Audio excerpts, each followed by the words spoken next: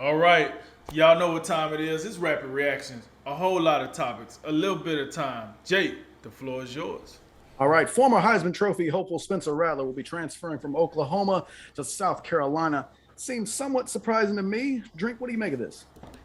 Oh yeah. I don't know if South Carolina was the school that most people are saying, oh, the former number one overall, recruit. And the guy that looked to, was going to be the Heisman favorite, and the guy that was going to be the number one draft pick this year. Yeah, it's funny because the number one draft pick not even going to be a quarterback. But he picked South Carolina. He brought his big tight end, Sturgis, with him. So listen, South Carolina, Shane Beamer's down there doing some things with this transfer portal. This team is going to look a lot different next year. We seen what the transfer portal did for teams like Michigan State and others.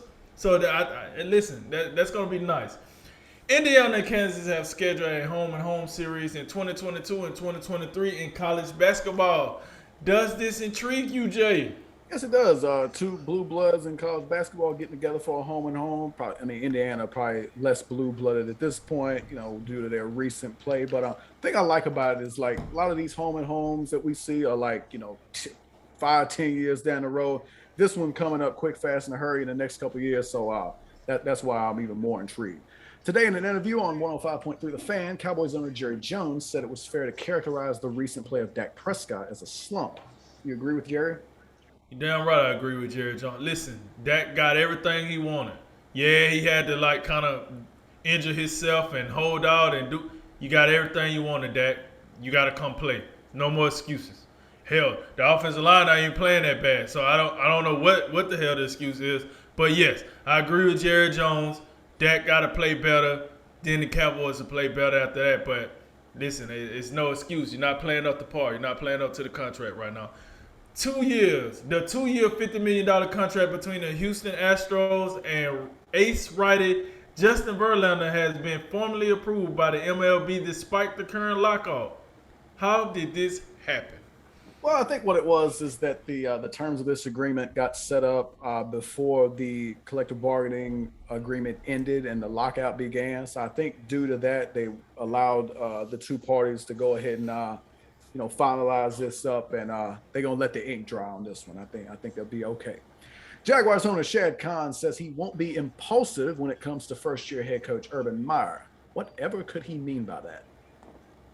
So, in true transparency, my partner here, Jay, gave me a better explanation on this because at first I'm like, what in the hell? What is he talking about? Like, impulsive. Like, are you going to fire the dude at the end of the season or not?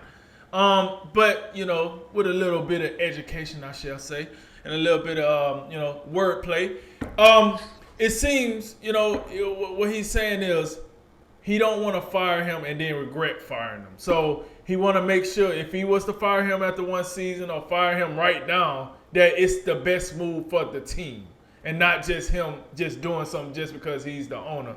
And I can respect that. I can respect that. You want to do something for the team. However, hey, Con, I think you in one of those rough situations where if you got rid of him right now, I don't think nobody will blame you. Because this ain't about productivity on the field. This is more, listen, you got proficiency, you got conduct. This is in the conduct area.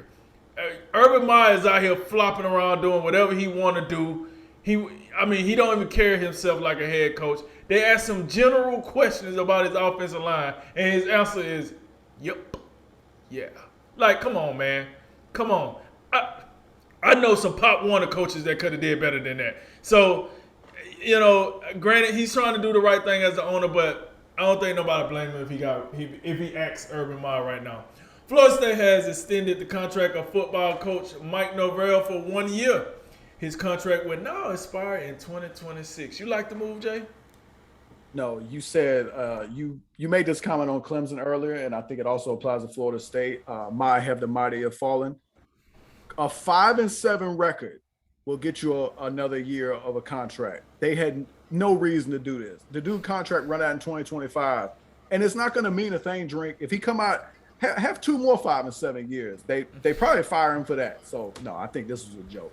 Giants running back Saquon Barkley says he wants to finish his career with the team that drafted him and believes the team has bought into Joe Judge's philosophy.